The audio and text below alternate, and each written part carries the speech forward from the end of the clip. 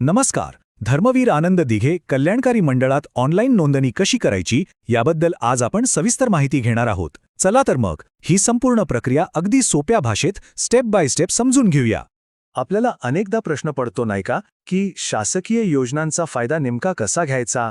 तर ही नोंदणी प्रक्रिया म्हणजे त्या फायद्यांपर्यंत पोहोचण्याची पहिली आणि सगळ्यात महत्त्वाची पायरी आहे. अहो, या मंडळाचे सदस्य झाल्यावर तुम्हाला अनेक आर्थिक आणि सामाजिक सुरक्षा योजनांचा थेट फायदा मिळू शकतो. म्हणूनच प्रत्येक रिक्षा आणि टॅक्सी चालकासाठी ही नोंदणी करणं खूप महत्त्वाचं आहे. आज आपण काय काय पाहणार आहोत, तर नोंदणी का करायची, इथपासून ते अर्ज भरताना काही अडचण आलीच तर काय करायचं, या 6 महत्त्वाच्या टप्प्यांवर आपण नजर टाकणार आहोत. म्हणजे सगळी प्रक्रिया तुमच्यासाठी एकदम सोपी होऊन जाईल. चला मग सुरू करूया आपल्या पहिल्या आणि सगळ्यात महत्त्वाच्या प्रश्नापासून. ही नोंदणी नेमकी का करायची? सगळ्यात महत्त्वाची गोष्ट म्हणजे ही पूर्णपणे एक सरकारी आणि अधिकृत प्रक्रिया आहे.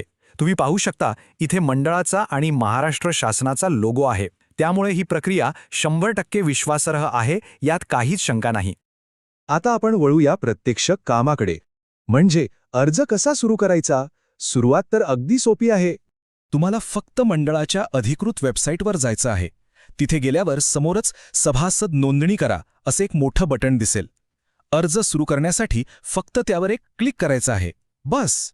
आता आपण आलो आहोत मुख्य अर्जावर. पण हा फॉर्म बघून अजिबात घाबरू नका, कारण तो भरणं खूप सोपं आहे.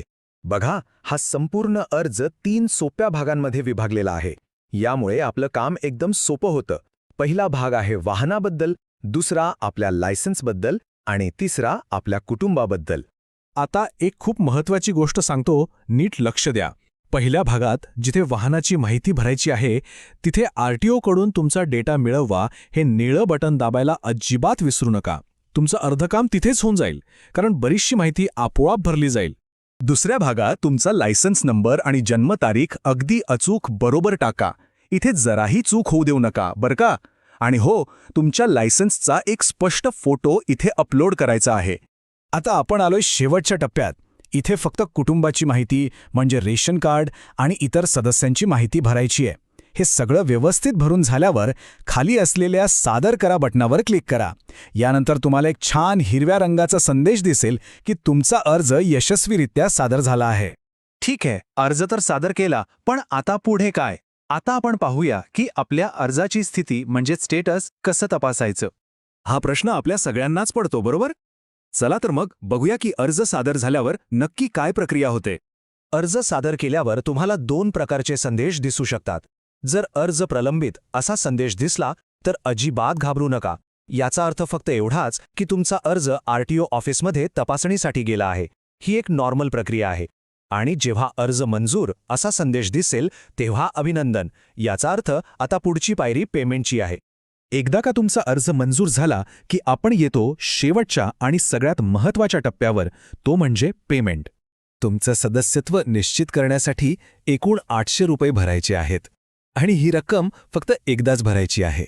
आता हे 800 रुपये नेमके कशाचे आहेत तेही समजून घेऊया. यात 500 रुपये नोंदणी शुल्क आहे आणि 300 रुपये हे एका वर्षाचं सदस्यत्व शुल्क आहे. पेमेंट करणं तर अगदीच सोपं आहे. 800 रुपये भरणा करा, या बटनावर क्लिक करा, तुमचा मोबाईल नंबर टाका आणि मग जो QR कोड समोर येईल तो तुमच्या फोनमधल्या कोणत्याही पेमेंट ॲपने स्कॅन करून पेमेंट पूर्ण करा. पेमेंट यशस्वी झाल्यावर लगेचच स्क्रीनवर हा आनंदाचा संदेश दिसेल. अभिनंदन, तुम्ही सभासद झाले आहात. थांबा, अजून एक शेवटचं पण अत्यंत महत्त्वाचं काम बाकी आहे. पावती डाउनलोड करा या बटनावर क्लिक करून आलेली पावती व्यवस्थित जपून ठेवा. हा तुमच्या सदस्यत्वाचा सगळ्यात महत्त्वाचा पुरावा आहे, हे विसरू नका. पण समजा अर्ज भरताना काही अडचण आली किंवा काही एरर मेसेज दिसला तर काय करायचं? चला तेही पटकन बघून घेऊया. जर तुम्हाला अर्जात त्रुटी आहेत असा संदेश दिसला तर चिंता करू नका. सगळ्यात आधी एडिट डिटेल्सवर क्लिक करून भरलेली माहिती पुन्हा एकदा तपासा आणि दुरुस्त करा. तरीही अडचण दूर झाली नाही तर थेट कार्यालयाशी संपर्क साधा, ते तुम्हाला नक्की मदत करतील. तर पाहिलं किती सोपी आहे ही धर्मवीर आनंद दिघे कल्याणकारी मंडळासाठी नोंदणी करण्याची संपूर्ण प्रक्रिया. ही प्रक्रिया खास तुमच्यासाठीच सोपी बनवली आहे. त्यामुळे या पायऱ्यांचं पालन करा आणि या योजनेचे फायदे नक्की मिळवा.